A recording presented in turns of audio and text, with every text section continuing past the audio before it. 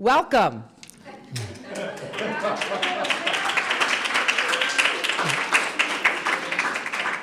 Welcome to everyone, both in person and virtually, to our very first NAASR Literary Committee program.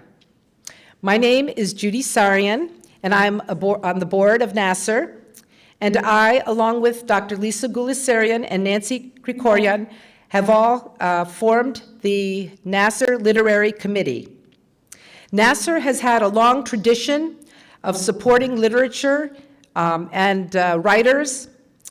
We have done many, many author talks, and in addition, we have the wonderful NAASR bookstore, which grows each year like the oldest tree in Artsakh, which is 2,042 years old, the giant plane tree. We at NAASR have an expanding number of titles, including fiction, poetry, and memoir. We don't yet have 2,042 titles, but we're working on it. As NAASR members, we want to shine a light on the incredibly long tradition and creativity of Armenian writers around the world. I would like to take this moment to thank Mark Mamigonian and David Medzorian for arranging for the streaming and recording of this program. And I would also like to thank the NAASR team for their support, particularly Silva Sedrakian, our new executive director. We will start the program tonight with a conversation between our two poets, Shahé Mankerian and Susan Barba. Following their conversation, we will invite the Hovsepian School to the stage to recite the poem Antranig by Susan Barba. We will have time for Q&A from the audience, the live audience, as well as from those who are listening virtually. Poet Shahé Mankerian is the principal of St. Gregory, Alfred, and Marguerite Hovsepian School in Pasadena, California. Currently, he serves on the board of directors at the International Armenian Literary Alliance. He co-directed the Los Angeles Writing Project at California State University, Los Angeles, from 2008 to 2018. He has served on the board of MISNA and assisted as a contributing editor at Rockville Review. Shahé received the 2017 Editor's Prize from Mary, a journal of new writing. Mankerian's debut poetry collection, History of Forgetfulness, which was published by the Fly on the Wall Press in the United Kingdom in October of 2021, has been a finalist at 4 prestigious competitions: the Crab Orchard Series in Poetry Open Competition, the Bibby First Book Competition, the Quercus Review Press Fall Poetry Book Award, and the White Pine Press Poetry Prize. Susan Barba of Cambridge, Massachusetts, is a poet, a translator, and a senior editor at New York Review Books. She is the author of Fair Sun, published in 2017, which was awarded the Anahid Literary Prize from Columbia University, and the Minas and Kohar Tolonian Prize, and her second book is Geode, published in 2020, is a finalist for the New England Book Awards and the Massachusetts Book Awards. She is the co-editor with Victoria Rowe of I Want to Live, Poems of Shushanik Gurginyan, and the editor of a literary field guide to American wildflowers, illustrated by Leanne Shapton, forthcoming in September 2022 from Abrams Press. Susan received her PhD in comparative literature from Harvard University. Her dissertation, Poets of the Crossroads, focused on the work of Yechiye Charents, Osip Mandelstam, and W.H. Auden. Her poems have appeared in the New York Times Magazine, the New York Review of Books, Poetry, the Harvard Review, the Yale Review, and elsewhere. And her translations from Armenian have appeared in Words Without Borders and Ararat. She has received fellowships from the MacDowell Colony and Yaddo, and her poems have been translated into Armenian, German, and Romanian. She is an advisory board member of Brandeis University Press and the American University of Armenian Press, and a member at large on the board of directors at NAASR. Welcome, Shahé Mankerian, Susan Barba. We're really looking forward to hearing you speak today, to hearing your poems, to listening to your conversation. So with that, I will pass the baton to you.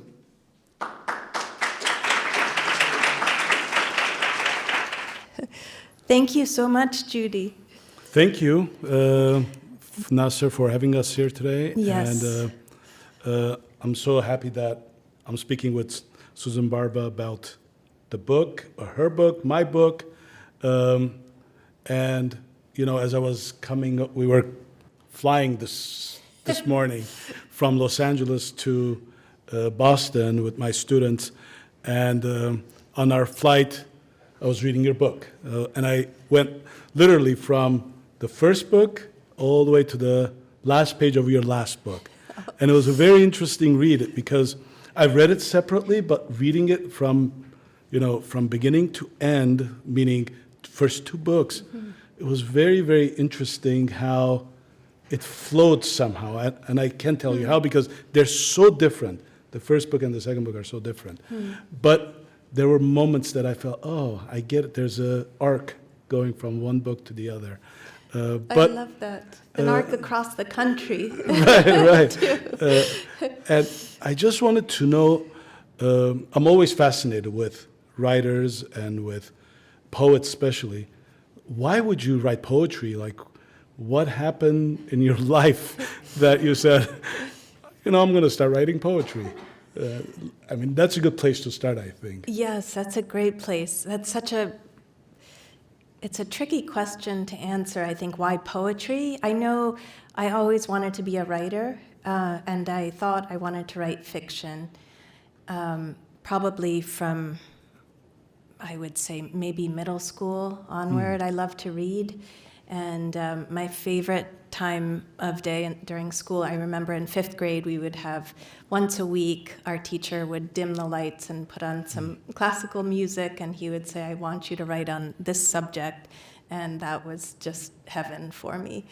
But poetry I didn't really decide on writing poetry until college, late in college, when I was writing fiction and I was more interested in the details, the interstices, not the plot or the characters so much as language itself, and trying to think through things that it seemed fiction, or I wasn't equipped to do in fiction. So that I think was the birth of poetry for me. Interesting. How about for you, Shahé?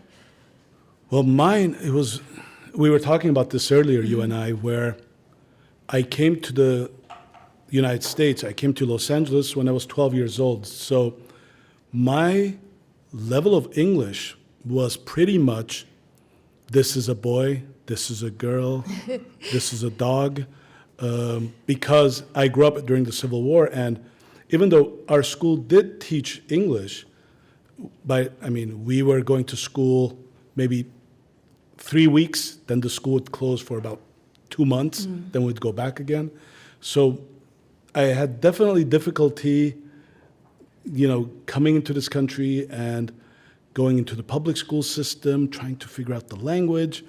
And I realized that the easiest way for me was to express myself is to write. And what's the easiest form of writing? You know, these short, condensed sentences. Sometimes punctuation is not important. That's what teachers used to tell us.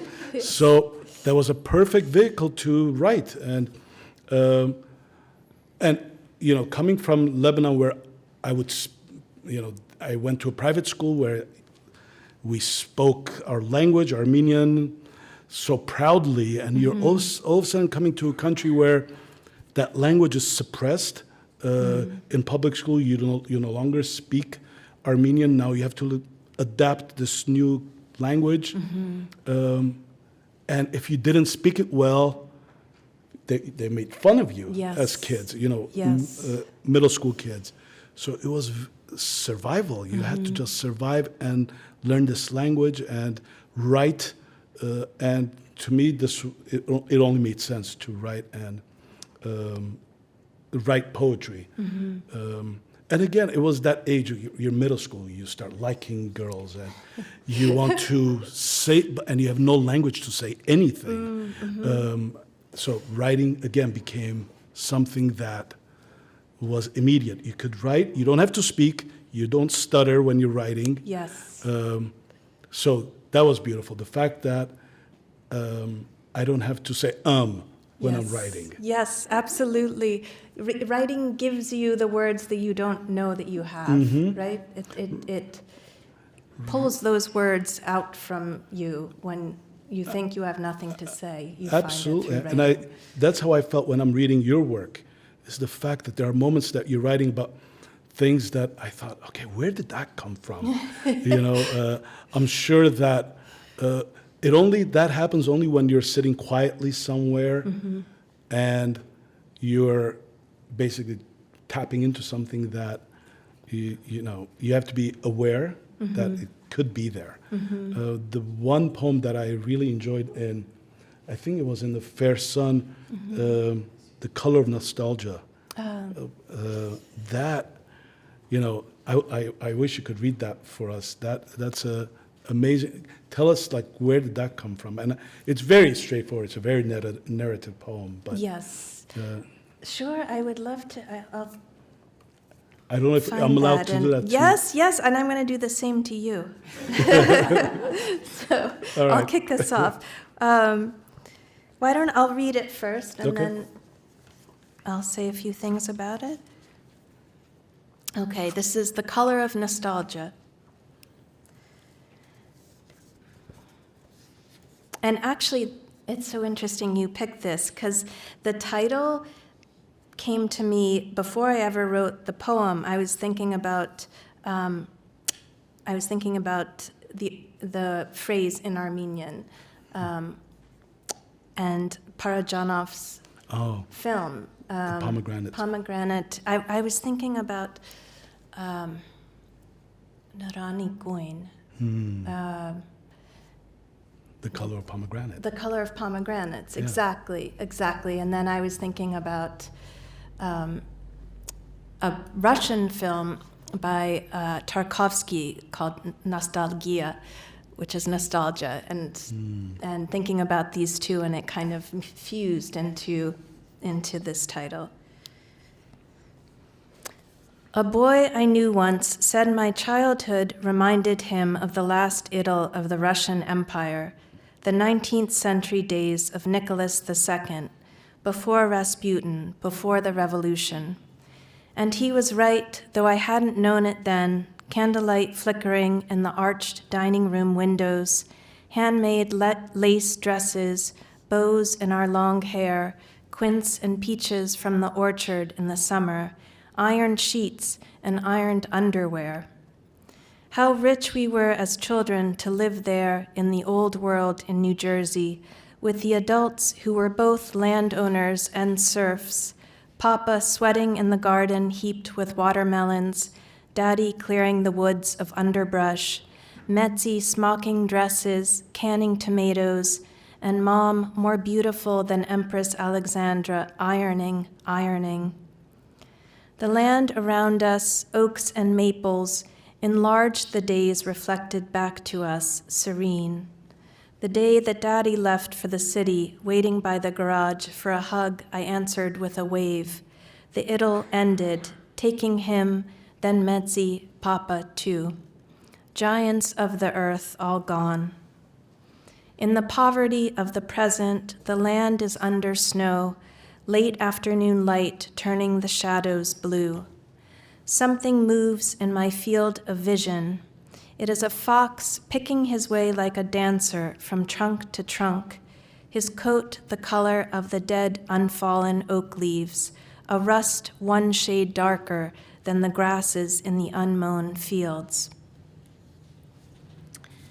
So this is kind of a little picture of the house where I grew up in New Jersey, and it's in the country, although now it's a little less country than it is suburban, but there are fields around it, and my grandfather had a big vegetable garden and fruit trees. He'd brought all these seeds and pits from California, actually, which was where my mother grew up. And I just remember, all summer long, them working outside. You call your grandfather Medzi. Oh, my grandfather was Papa. Metzi was my grandmother. Metz Mama, we shortened to Metzi. Mm-hmm. And I love the ending of the poem where the fox comes in, and I was reading it, and my students know how much I love The Little Prince. And it reminded me of the fox coming in, from The Little Prince's fox coming in. Yes. Crazy, it has nothing to do with that. The Little Prince. I go, oh, the fox. From, a visitation. Visitation from another book too. Yes. But yeah, I also understood that the color of pomegranate had something to do with it. But I think we work a lot as writers from our nostalgia, going back to either our childhood, and you do that a lot in this book. What is it about that? Why is it that we go back to that moment? Why can't we just move forward and be adults? I know. I mean, what is it from this book especially that the voice of the child is every once in a while it comes out in your writing? I know where mine comes from. I don't know where yours is. But I think because it is tied to writing, I think that nature, I am influenced not only by other artists and writers, but also by nature, and inspired. And that was my first encounter, was the house where I grew up. I was surrounded by this natural beauty, and that, I think, was what made me want to respond to it in some way. But I think also that my father's death also was something that I had to respond to as well, and so that How old were you coming. when he died? 12. Yeah, so that being a 12-year-old, and I was 12 years old when I left Lebanon Yes. and left that childhood behind, and that is a very much of a moment, like death of a father at Yes. 12 years old and coming to a new country at 12 years old. Yeah, it's a very powerful moment. And we were speaking beforehand, and your father passed away when you were My young father as well. passed away when we came to the United States. I would say about 8-9 years after we got here. So I was maybe in my early 20s, late teens, early 20s when he passed away. So that's also a very powerful moment when a father, we were talking about this, when a Yes. father is no longer there. And your mother Yeah. and our mother would look at you and they're pretty much looking at you saying, no, you're the father. You're the second person in the household that needs to start working. So that's when you start wishing, I wish I was a kid again. Yes. And, I didn't have these responsibilities as an adult. There's so many wonderful poems about your father. I mean, there's such a range in your book. I did not read your book on a plane, but I read it in my armchair in my office, and I just kept returning to certain poems over and over again. I have a few that I'd love to ask you to read, but maybe, do you want to choose a poem to read about your father? Would that be, or a poem that for you responds to that question of why you started writing, although you've spoken You have about something that you were thinking about? Yes, I have. It's so funny, Shahé. There were so many correspondences. I think Lisa was really onto something by asking us to be in conversation, because, I have several poems I would love for you to read, and maybe you can choose. The Conversation with Taha Muhammad Ali, but that's a different topic. It's a very different. I want to talk about Palestinian poets, but let's table that. Maybe the Lord's Prayer, age 8, is that a good place to start? Sure. Or another. Dear Mr. President, but that relates to, I was thinking about the I'll symbols. read the Lord's Prayer, and that's a sonnet, and that was written quite a while ago. before I was even thinking about this book. And it's truly in a sonnet form, very Shakespearean, stress, unstressed. So, again, when we were writing the sonnets, typically a sonnet is a love poem. And when I was going through my graduate work, I was having a conversation with my professor, and he said, you don't have to sonnets can be about other things.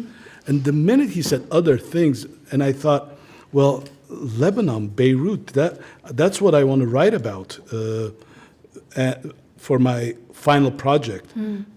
So this is, I think, one of the first poems that came out. I can't remember what page. I have it marked. I think I do. It's page 18. 18.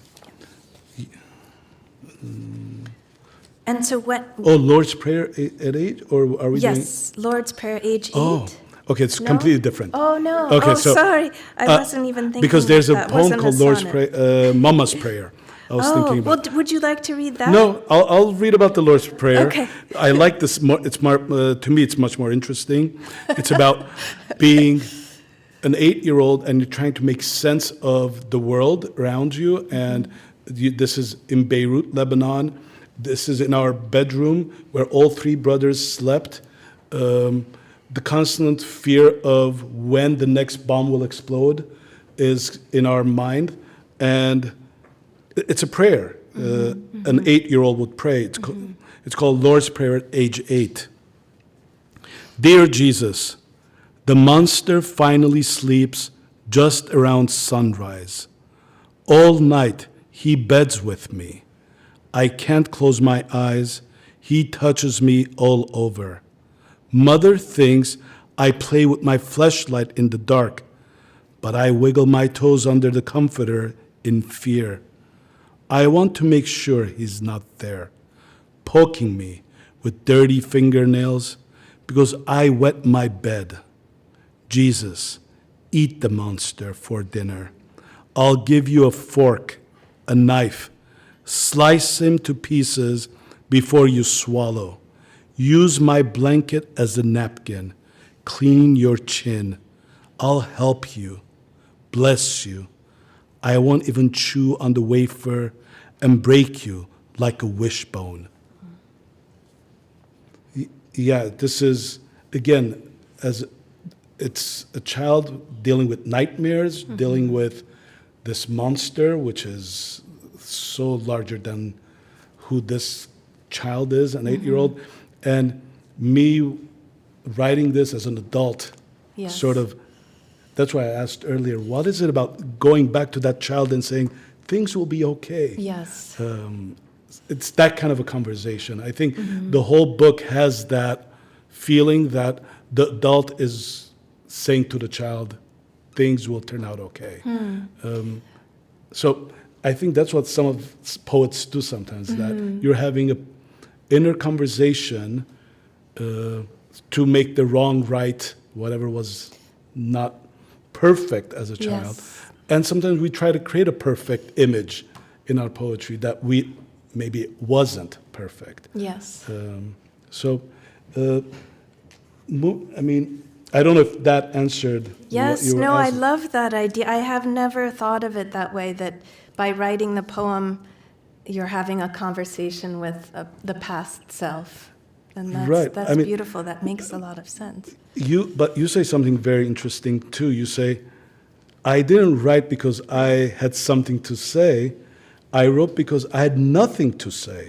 And writing gave me words even to express silence. That I never thought of it that way. That I'm writing because I have nothing to say.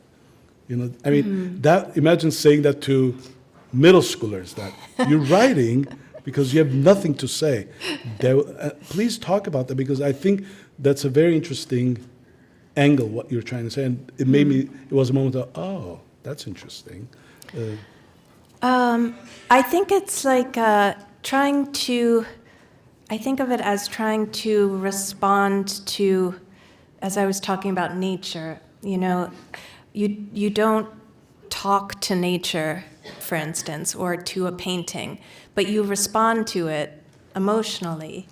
And I feel like I can access that in poetry. I can find words for that response, words for the feeling that has no words, you know, that I couldn't talk about or around or explain in a conversation with you, but in poetry, I can respond to it. Could I read? Sure. From Geode? I think Geode has more poems that are what I'm talking about right now, that are, you know, if I could not use language, I would rather be a painter, but I can't paint, so I'm a poet. I think I'll read Untitled Agnes Martin, because that is a little bit what I don't know if retrospective Agnes Martin.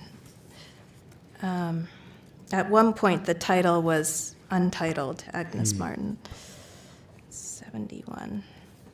So Agnes Martin was an American painter who was part of the New York school and then moved to New Mexico, gave up, turned her back on New York, turned her back on the world, essentially, and just spent the next 30 years painting these very grid-like, abstract works that are just luminous. I don't know if people are familiar with her work, but there was an exhibit at the Guggenheim in New York, which is a museum. You walk up the winding.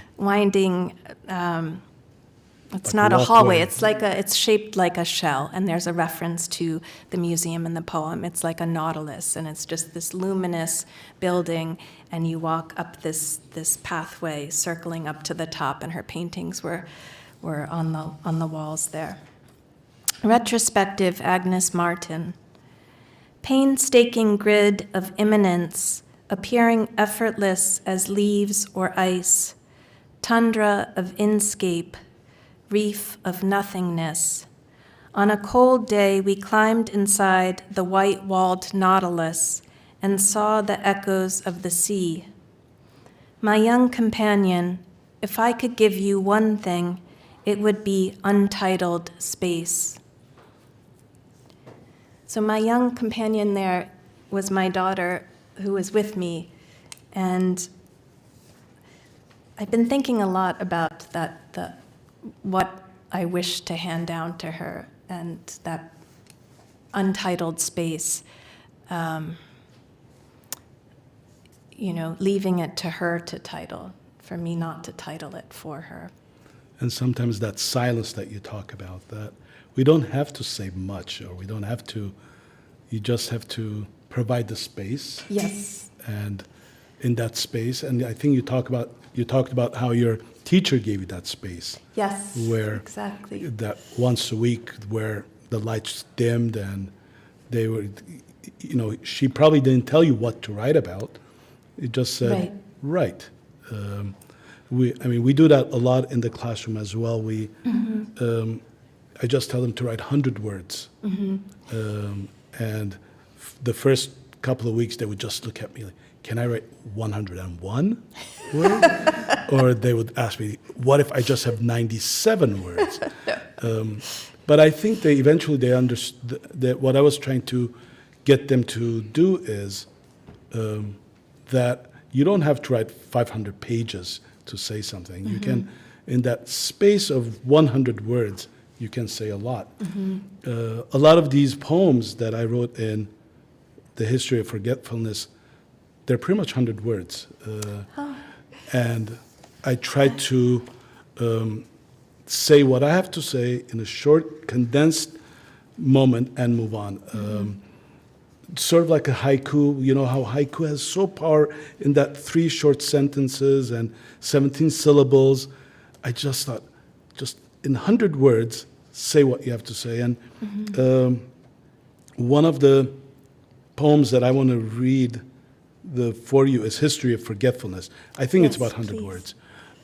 And I want you to read the poem Fair Sun, if you don't mind, after I read, because Okay. I like hearing where the title of a book came from.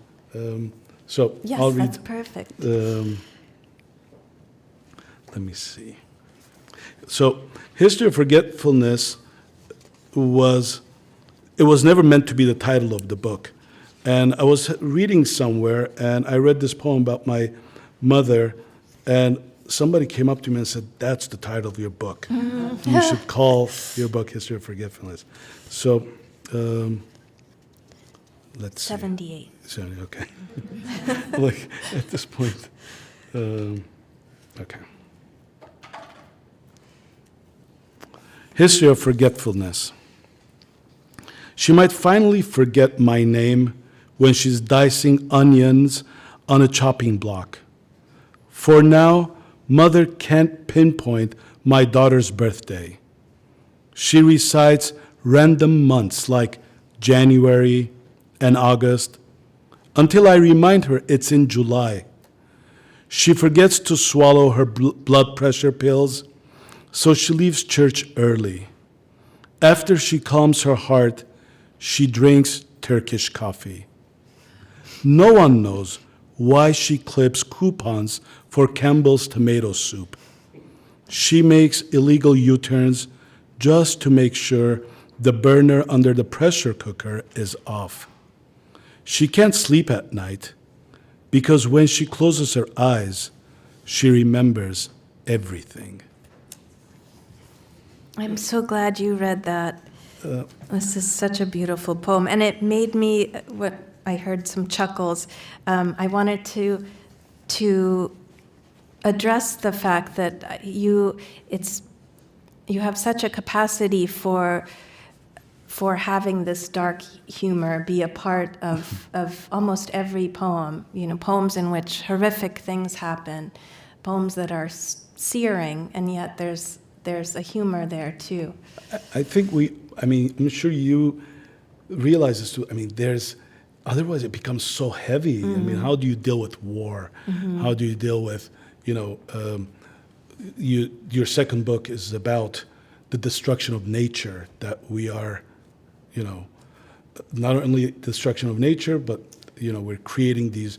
I didn't even realize Harvard was where they tested napalm for one of the fields they tested football field. They tested napalm. I mean, the fact that how can you deal with such heavy subjects? I mean, there are moments that you have to laugh, but it's even that laughter is very. It almost comes too late. I feel like we're so much into it.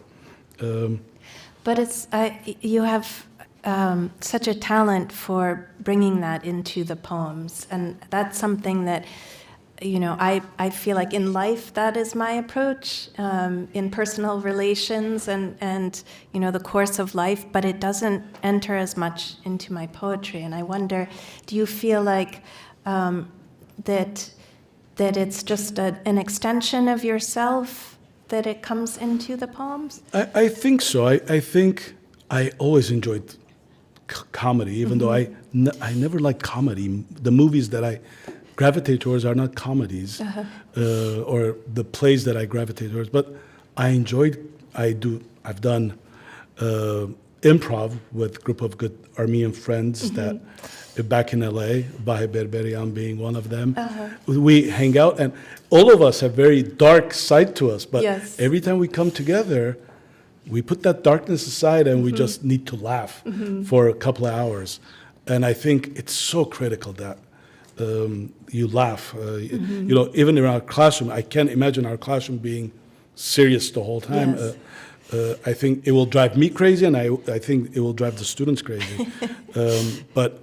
I think it's so critical to. And again, I think when you talk to comedians, they're the most saddest individuals in the world, but they make everybody else laugh. It does seep into my writing. That humor. because there's no other way. I think there's a line in one of the poems that says there was no other way to deal with shock. Yes. When you were going through a war like that. Yes.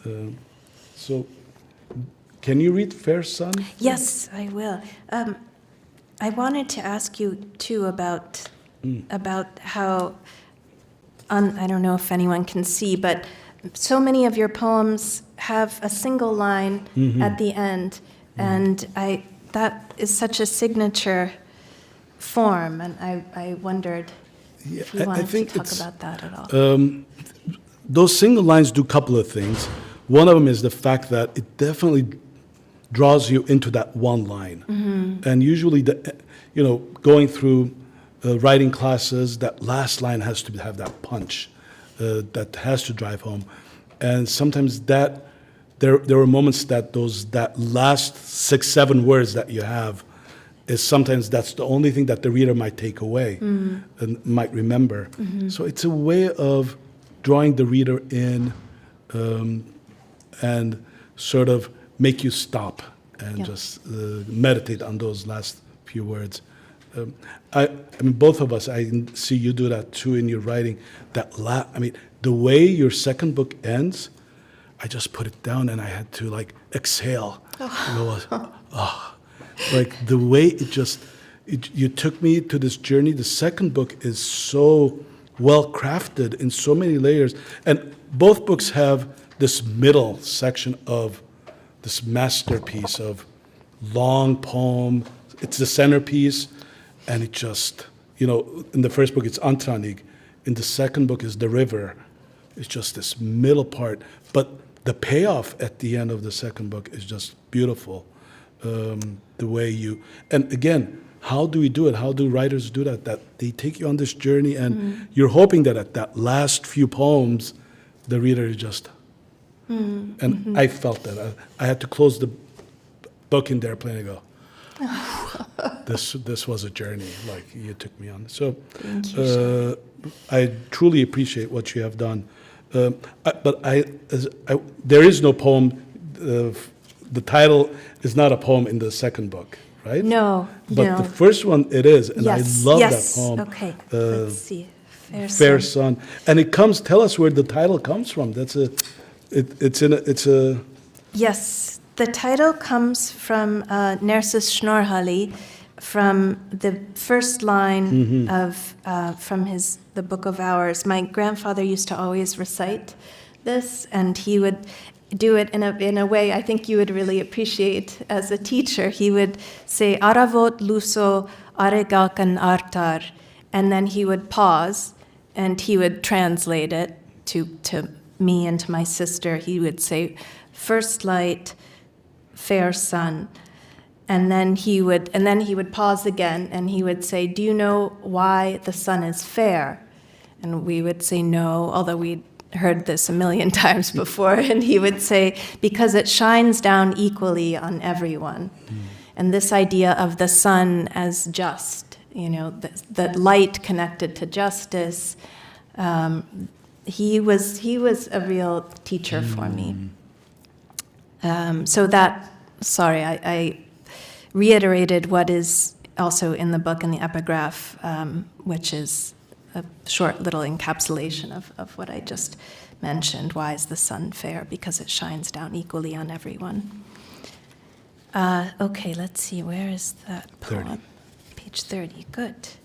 We should accompany each other to all readings. Fair sun.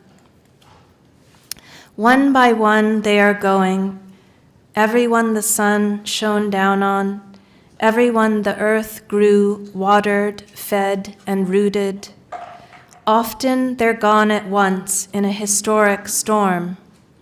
In my life it has been slow but sure, as drops from a gutter, and unlike water drying, dripping faster now. The sun cannot come out and slow it to a stop. This morning, I was at an airport trying to get from Chappaquiddick back to town.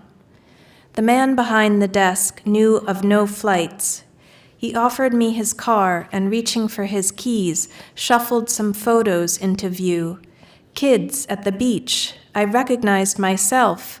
My mother, young as me now, my father, alive and rising from the water, my name in his throat, drops caught shining in his small nest of chest hairs, and I am snorting water like my daughter at the pond, and freckled, and it's the present still, the kind, astonished man behind the desk, my current haste, and the man to my left I see is my father's brother, and we are riding the waves so buoyant that I wake.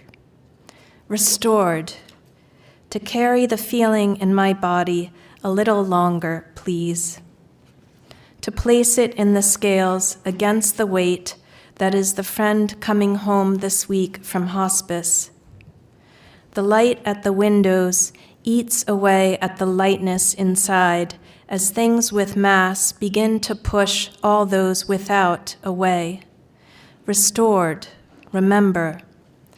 No balance but to repeat the feeling, being alive under the same sun once, into this day, which will be overcast, I see, the sun invisible for now, above us all the same. Yeah, that middle part is amazing, where you introduce your father and then you introduce your mother. Amazing that it just weaves through these interesting moments. Again, I mean, I almost feel like that being quiet and being still and waiting for these moments to happen, it's something that I cherish. And I read somewhere that it becomes very difficult for us because we're working, trying to be parents, Yes. and husbands, wives, and where do you find time to write? Where do you sit down and do all this? I just want to interrupt for 1 second. Sure. I am just so mesmerized by this conversation that I forgot that we probably need to have this be the last question, so that we can have the students from the school come up and recite Antranig. I'm sorry Yeah, to. we lost. Yeah, I didn't realize. I know this could go on, and I would love it, but Could I actually, instead of answering the question, Sure. would you read another poem? Which one? Whichever poem you would like to read, because Well, the poem I would like to read is a lighthearted one that sort of takes the heaviness. It's a poem that one of my students recites, and she does a wonderful job. okay. that Can would I be great. invite her and let her do it? Oh, not So- you. Okay. Vani, you want to come up and do your poem? It's, huh? Come up.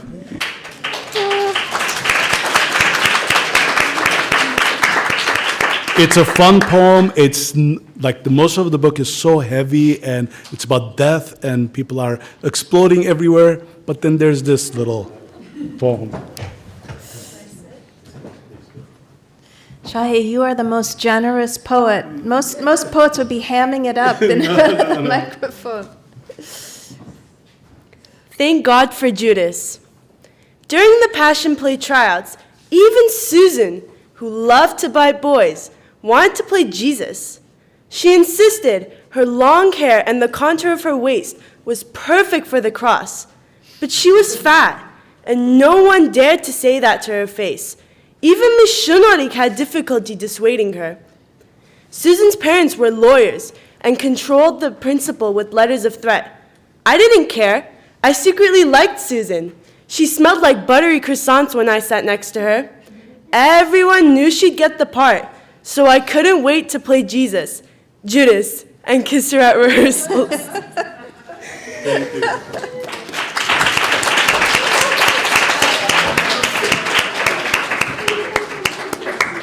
Okay, so are we going into the next part where? yes, I think this is the time to go then to Antranig. I think that might be a good place to stop on a lighter note. And why don't I ask you to set the stage? Well, I think Susan should also be here to set it up.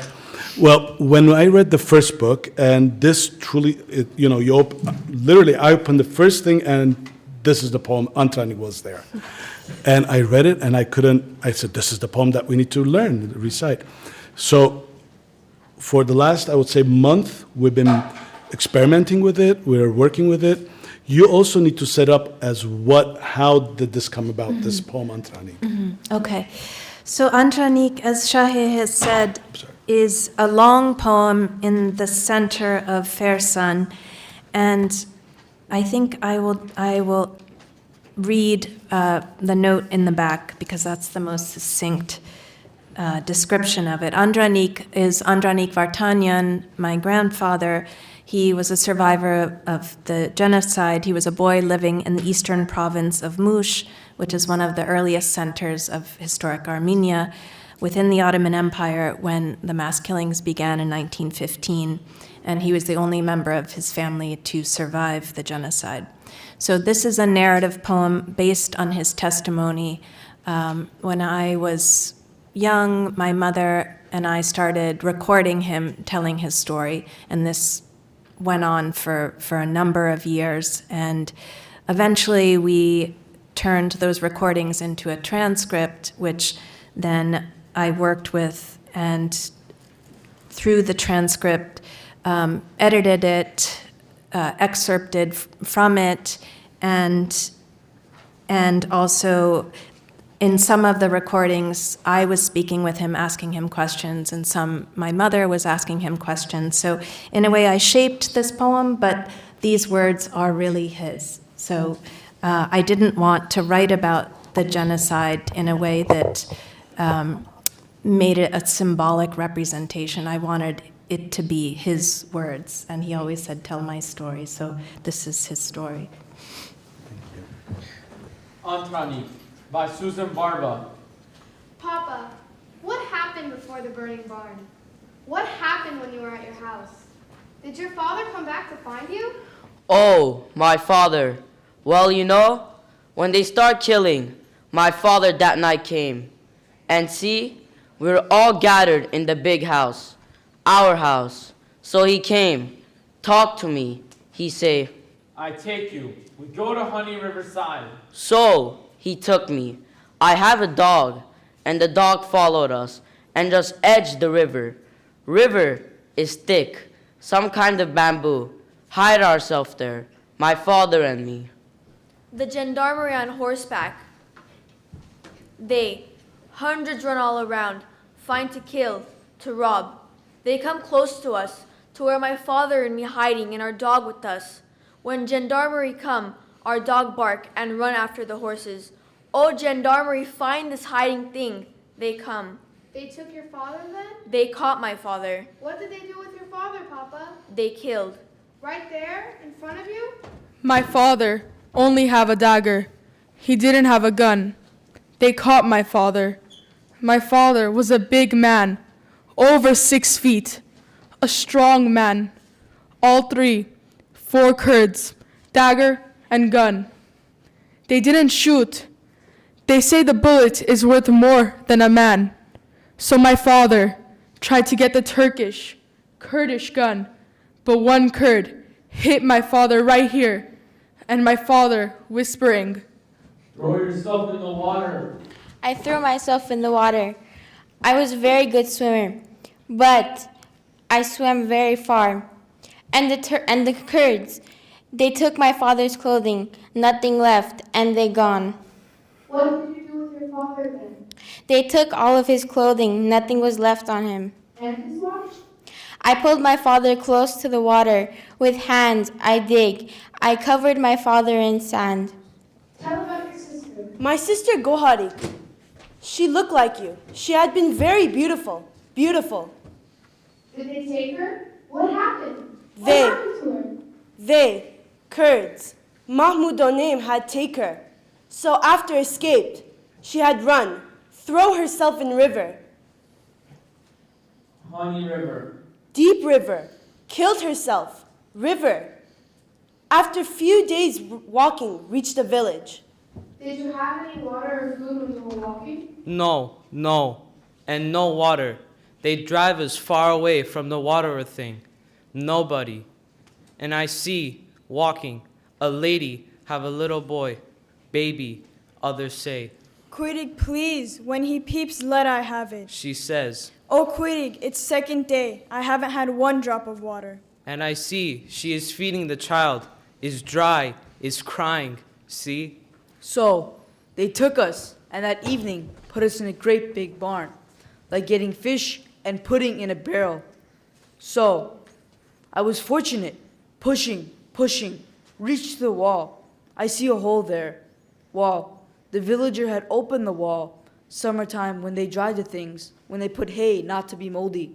I slipped out from there. That's how you were able to escape. I slipped out, about from as far as from here to Sherelo's house. There was a ditch I dumped in mud and bamboos. From there other boys come. Some they caught. Gendarmeries caught. Pour gasoline and match, burn. So I was very good knowing how to go toward the mountains, and before, all the time the teacher said, Boys, girls, you've got to know your country like the 5 fingers in front of your eye. Sometime that will save your life. So I was hiding in the bamboos and ditch. When it started dark, I started going toward the mountains.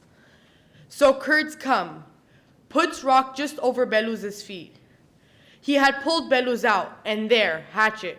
Hatchet? Long-handled, wooden-handled, and here is like this, sharp, to cut wood, to cut things.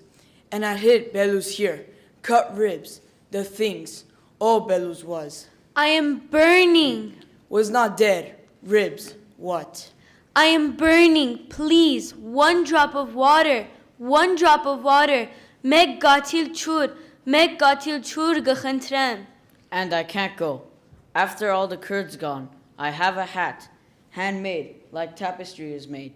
Good hat. I went, water was running, filled the water. I took to Beluz, he drink. Oh, khosh. And later that night, he cried and cried, died. And next morning I decided to be dead. Not to hide myself, I didn't hide myself. Papa, tell me about the burning barn. I gave myself to Kurds, the Turks. They gathered us to search the houses, burning barns, and corpse. They decided if we did not find any gold, anything, they would kill us. I see far, that barn. An old lady standing, dead, choked to death in the burning barn. The burning things, the wooden beams fallen. So, she had not fallen this way, just back towards wall, and standing like alive. She had not fallen. Is there? So, I went to her. I lifted the apron. I see a golden thing here, pieces, and silver top, and golden thing here, golden here. Golden here. I took to gendarmeries. Oh, gendarmeries, so happy. They decided not to kill me. Papa, tell me more. When I had given up myself, winter, to that Kurdish house, they need me because I take care sweeping. Oh, so hard work for me, but I have enough to eat. A Kurdish mullah, preacher, had come to that house. That house where I was Chief's house. After giving him shish kebab and things.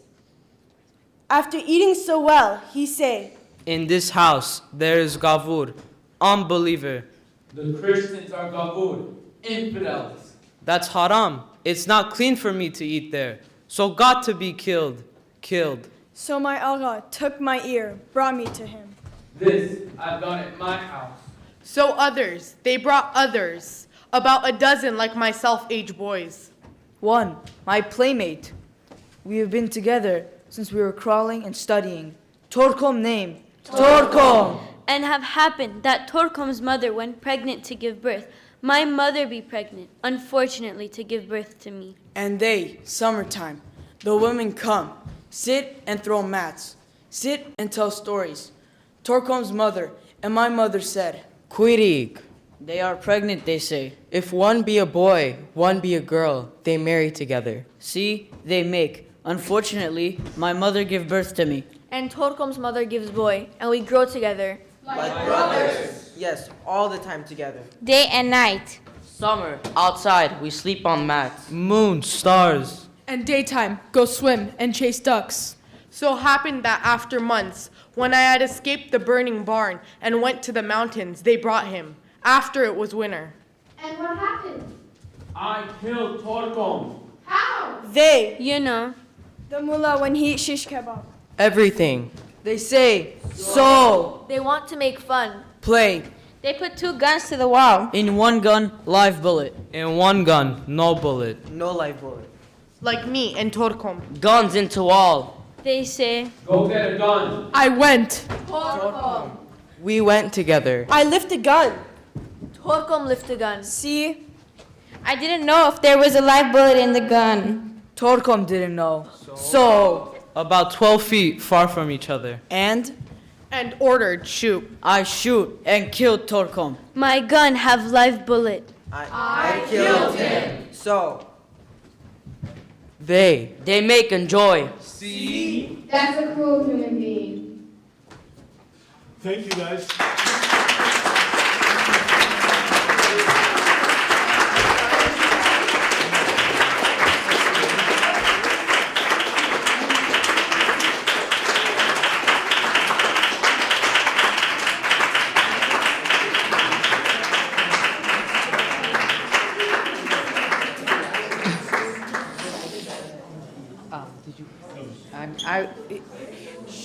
That was an incredible presentation of Susan's poem. Yes, it's just so moving and so powerful.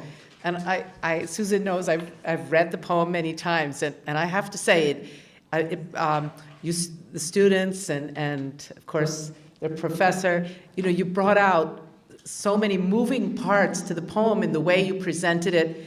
The way it accelerated at the end towards that horrible, final ending, which is just so incredibly powerful and moving. And when your grandfather says that, that is a cruel human being, it's like the first time he actually passes judgment, and it's just really hits us all. Anyway, so thank you so much for that very moving performance. Thank you.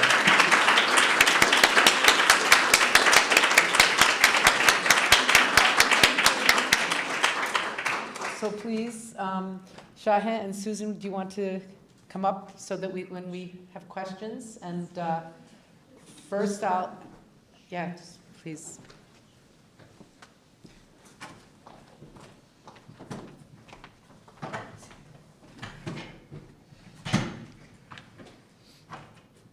I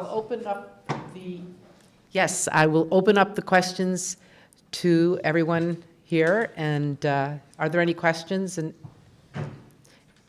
yes, okay, we have a question here. Susan, did you ever think of doing a painting next to one of your poems?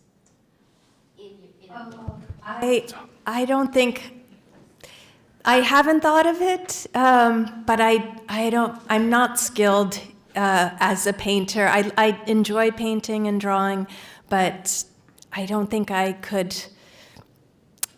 I can't see them speaking to each other. My paintings are not something I've worked on, whereas the poems I've thrown myself into writing in a way. So I think that they would be on very different levels. But I like your confidence in. They would, but my writing isn't an expression of me in the same way. My paintings would be very amateur, and I think that I've really, especially visual art, the artists that I know spend every day, long hours every day. It's such a physical art. I think it's even more demanding than writing, and I just don't have that ability. So thank you, though. But I just want to say before we go on to that was the most astounding performance of the poem, and thank you all so much. I was so moved and so grateful, and I know my grandfather would be too. Thank you.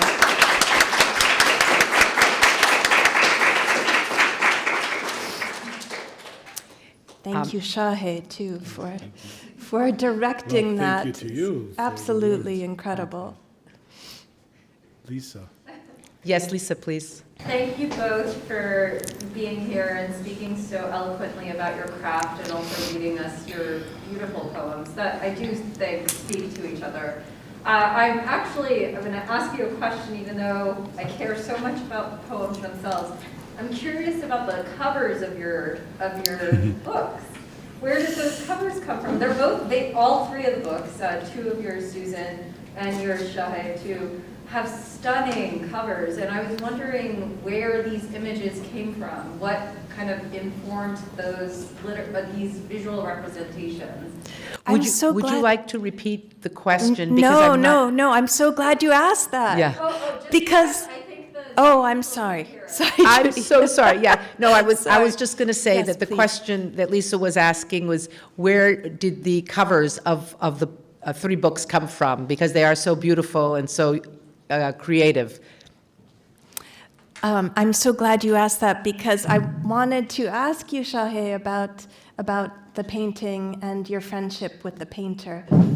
Well, when the book finally got picked up, there was no question. I wanted to ask my friend Shahé Mankerian if he would allow me to use one of his paintings. And he was very gracious. He said, of course. And I said, the publisher is willing to pay you for, and he said, absolutely not. You have to, so he gave me full reign. So I went through all his paintings, and this one, and my wife Yvette was with me, and this one just stood out. I don't know what it was about this, the image, the dark ground, the black ground, the dog, the kid or young man on a table. And recently I made this connection of why is it resonating for me? Again, I'm going to go back to The Little Prince. If you've seen the cover of The Little Prince, there's a resemblance to it. It's so weird. It wasn't done on purpose, but there's that, if you know the cover of The Little Prince, he's on a planet, Yes. standing there, away from everything, sort of. Very similar image. I just feel like, and I resonate with that character, with the surrounded by this danger, I almost feel like. Yes, it's almost like planets, the Planets, stars above the Little Prince and the flowers, the roses. Yep, very You're right. very subconscious, I think. No, How about it's such yours? such a perfect painting. Mine were also artists whom I admire, and I don't know personally, but whose work I admire. This is Atel Adnan, who passed away recently, but she was a poet and a painter. So here's someone who really could paint as well as write poems. And she always painted, she always started with a sun.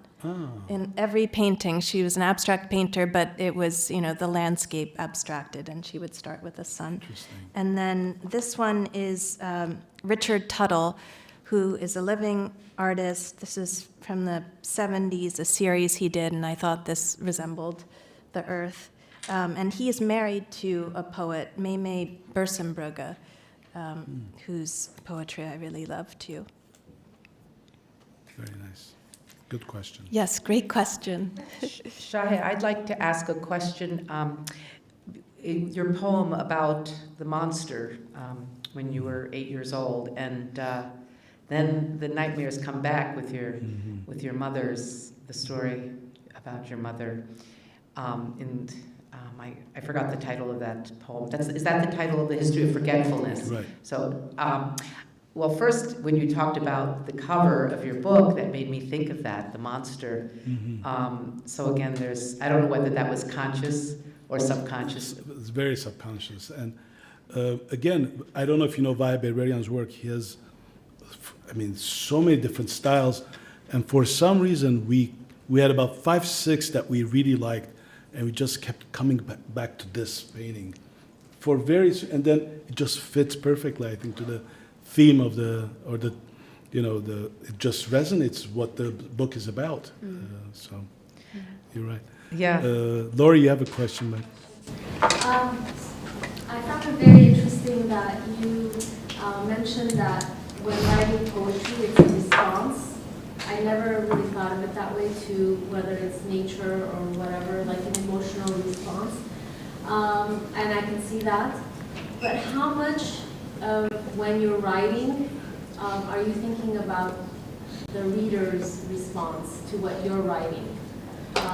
Or does that just come naturally and it's totally left up to the reader to feel and respond to your poetry? What can you tell us about that? Would one of you like to repeat that question?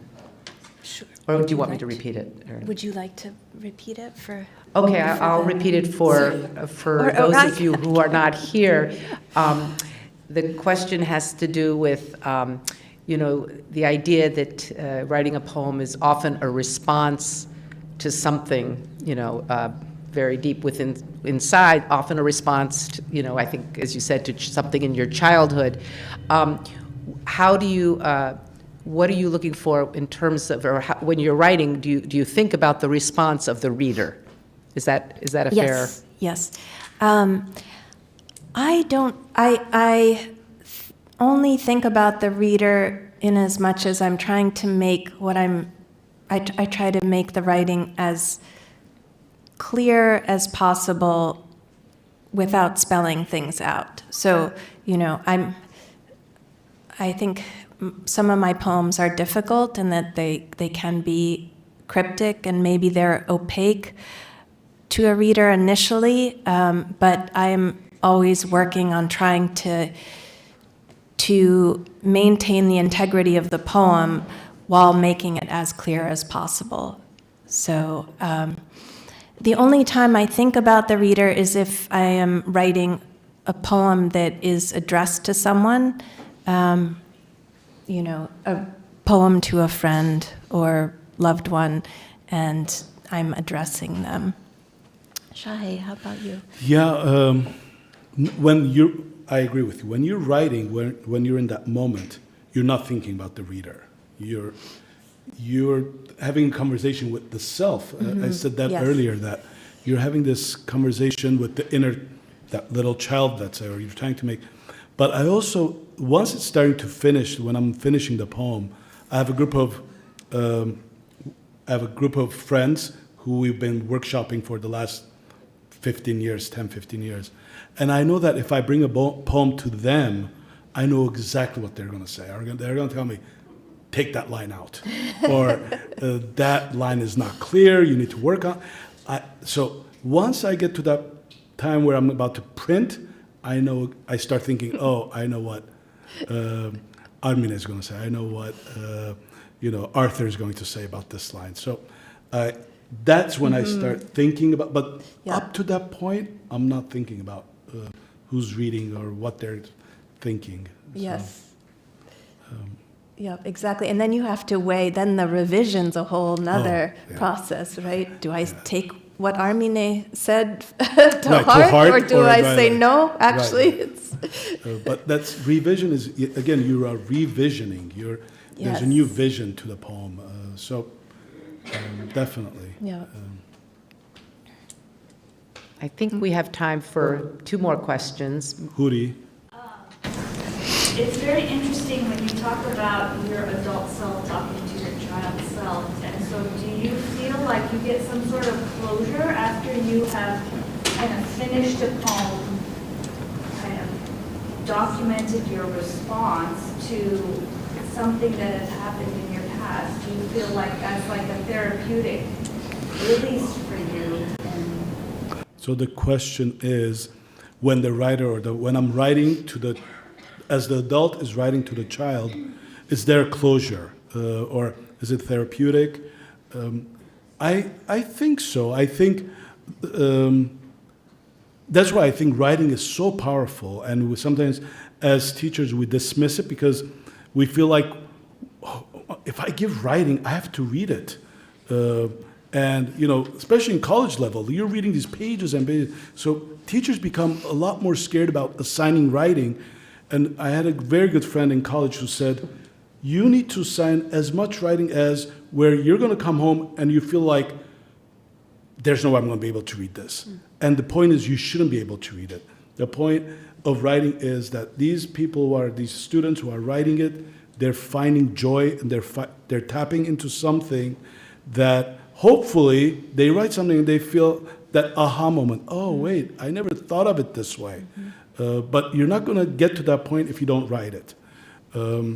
So yes, I think there's a level of closure. That's why there's this addiction to writing. Because every time we're writing, we're like, afterwards we're feeling, oh, this was really good.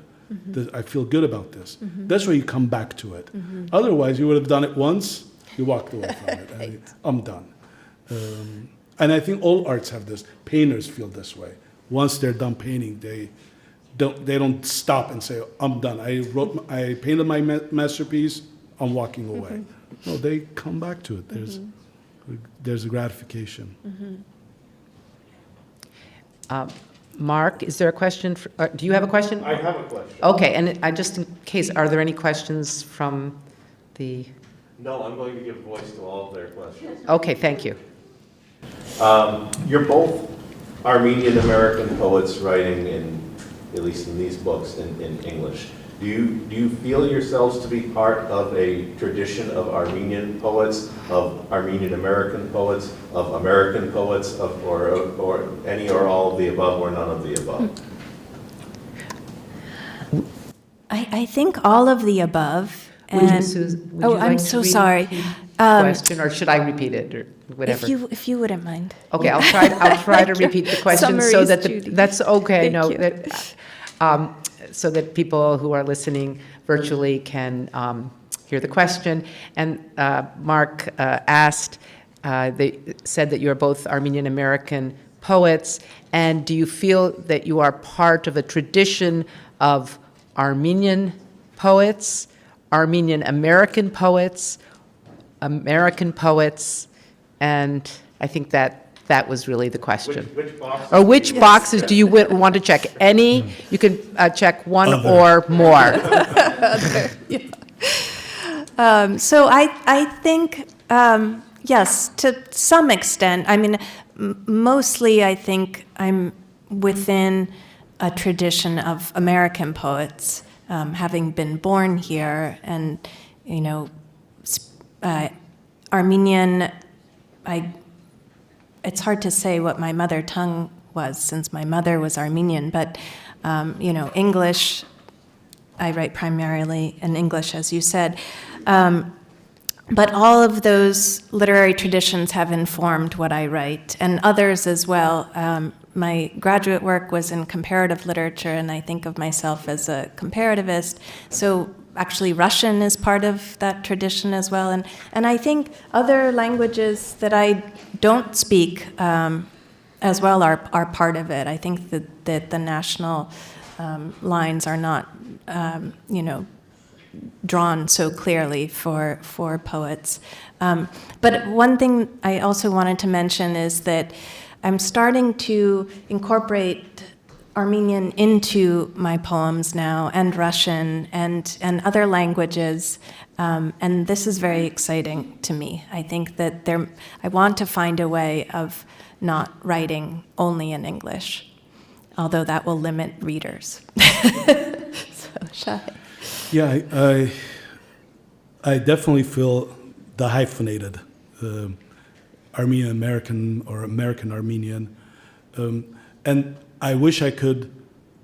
I wish I held on to the Armenian that I came to America with, but I spoke about that earlier, where right away we were thrown into this public school setting where we're talking about the early '80s, the late '70s, where it was basically, that fire that you came to America with, that you were going to speak this language, you were going to continue, and there was no one to speak this language to except for your family, and in order to survive, in order to swim, you needed to master this language, and sort of you silence this Armenian language that is beautiful, the Western Armenian especially, and this is why we're losing the Western Armenian. Can I still write? Absolutely, I can write in Armenian. Can I speak Armenian? Absolutely. But do I have the poetic language of Armenian? I don't, unfortunately. So that's why I feel like I'm hyphenated. I think in Armenian, I still count in Armenian. They say if you count, whatever language you count in your head, that's your first language. To this day, I count in Armenian. So I know that my language is Armenian, but my poetic language is in English. So this question isn't directed to any of you, it's for both of you. So you guys were kids once, and you guys wrote poetry, I'm guessing. How did you go back? What happened? What did you feel when you went back to those poems you wrote? Oh. Okay, so the question is, when you were young, when you were kids, you know, you must have written poetry, and then it was, how did you feel, or how do you feel now when you go back to those poems? Is that... Those childhood poems. Yeah, those childhood poems, the poems Good you wrote question. when you were young. Very good question. Well, well, as a kid, I used to create books of poetry. So I still have those. But if I read them, they're laughable. It's very childish. And I remember one teacher in high school, Dr. Reina, she made us we had to make a book with all these poems in it, and we had to pass it around, and every student read each other's books in class that we made, and they wrote comments. To this day, I've kept those comments. Reading those comments made me feel so good as a writer. I thought, wow, I'm brilliant. I wasn't. It was horrible when I read those poems. But, you know, people having those notes saying, you're a great writer, made me think, oh, maybe I am. And I continued writing, and I'm glad I did, that I didn't stop in high school. So that was my... Yeah. I love that. Maybe you're too hard on yourself, though. No, Maybe the teachers were telling the truth.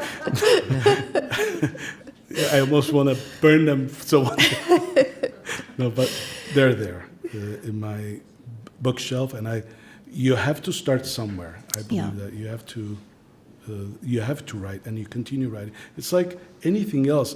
You know, if you see your painting as you did as a little kid, and your mom put it on the refrigerator door, and if you just stop there, you know, you don't grow. But some artists continued, and now you have Arshil Gorky or whoever. So yeah. go ahead. Yeah, I don't recognize the writing. You know, I'll read, I'll find pages at home at my mother's house and read them, and I don't know who wrote those. And some of them are very pious. It's very interesting. Or, you know, rewritings of fairy tales. It's fascinating. Well, that reminded me. A lot of my writing came from songs. I was listening to songs, and I copied that because I thought, oh, that's great poetry, what I'm hearing on the radio. So I sort of imitated one. So some of you, I see it in your writing, where you hear a song that you really like. All of a sudden, I see the similar lines from the song in your writing. And I think, oh, that's brilliant. And someone would say, oh, that's Tupac, or I don't know what it is. Billie Eilish or something. Yeah. So, yeah. Yeah. We're very grateful that you both continued to write poems, and you are here today presenting your poems and having a conversation about your poetry, reciting your poems. It's a great gift to us. Thank you so much, Shahé. Thank you so much, Susan. I can't think of a more delightful way to spend an evening than to be here listening to you and to the students from the Hovsepian School. Thank you all for coming. Thank you in our virtual audience, and we hope, oh, thank you, Lisa. Lisa was,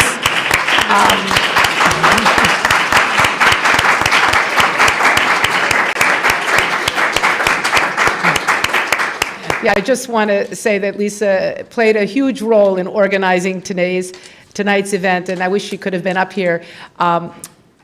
but thank you very much for everything you did. And we hope to have many more wonderful literary events here at NAASR. And we welcome you all to come, and we welcome you to look at the books at our bookstore and help them grow. Help us expand the number of titles. All of you are potential writers, and we hope we'll see your books too here at NAASR. Thank you so much. Bye.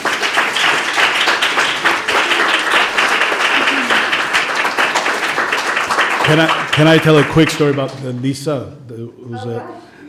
She's as I told you, she's a professor at Harvard. So when she was your age, and we were in this little room at Sag Mesrob, and she would always have this book or books hidden in her desk, reading all the time. And she would assume, or she would think, no one noticed it, no teacher. But we all knew she was doing it. We allowed it. And I mean, she would read one book after another. She's like sitting in the, Catherine, like very similar. So, now look at her. She's, I always tell you, reading gets you very far. Think about that. Right. Thank you, Lisa, for having us. Thank you. Thank you, Lisa.